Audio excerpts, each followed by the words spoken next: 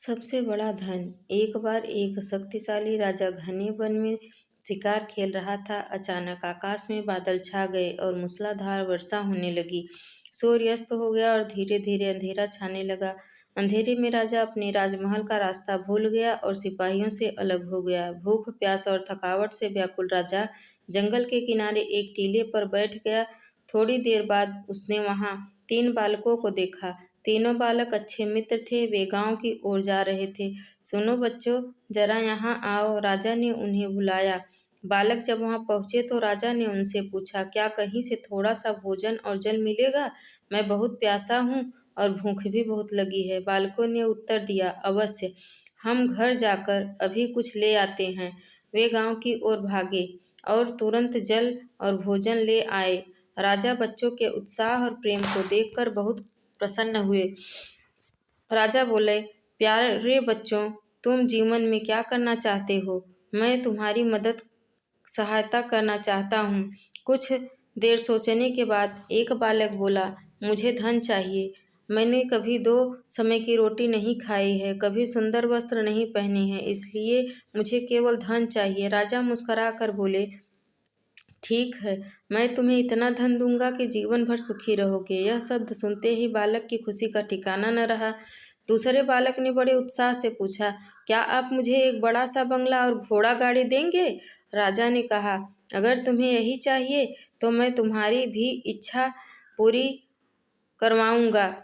तीसरे बालक ने कहा, मुझे न धन चाहिए और न ही बंगला गाड़ी। मुझे तो आप ऐसा आशीर्वाद दीजिए जैसे मैं पढ़ लिख कर एक विद्वान बन सकूं और शिक्षा समाप्त होने पर मैं अपने देश की सेवा कर सकूं। तीसरे बालक की इच्छा सुनकर राजा बहुत प्रभावित हुआ।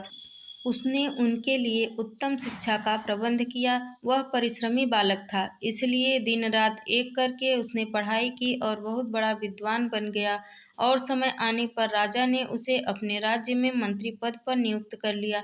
एक दिन अचानक राजा को वर्षों पहले घटी उस घटना की याद आई।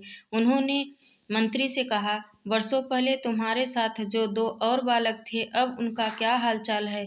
मैं चाहता हूँ कि एक बार फिर मैं एक साथ तुम तीनों से मिलूं। अतः कल अपने उन मित्रों को भोजन पर आमंत्रित कर लो। मंत्री ने दोनों को संदेशा भिजवा दिया और अगले दिन सभी एक साथ राजा के सामने उपस्थित हो गए।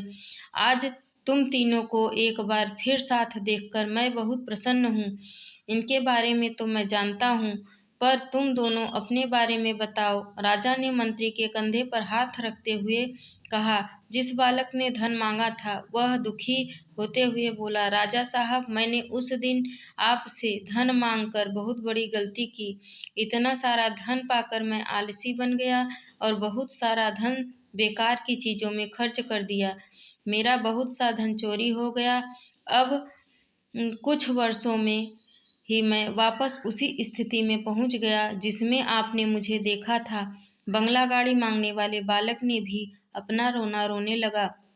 महाराज, मैं ठाठ से अपने बंगले में रह रहा था, पर वर्षों पहले आई बाढ़ ने मेरा सब कुछ बर्बाद हो गया और मैं पहले जैसी स्थिति में पहुंच गया।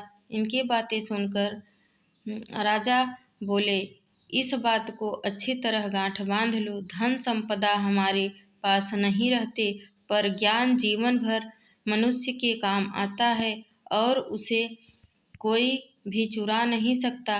शिक्षा ही मानव को विद्वान और बड़ा आदमी बनाती है, इसलिए सबसे बड़ा धन विद्या ही है। यह कहानी आपको कैसी लगी? अपनी राय कमेंट बॉक्स में ज़रूर लिखें और कहानी अगर पसंद आई हो तो लाइक करें और चैनल को सब्सक्राइब करें। धन्यवाद।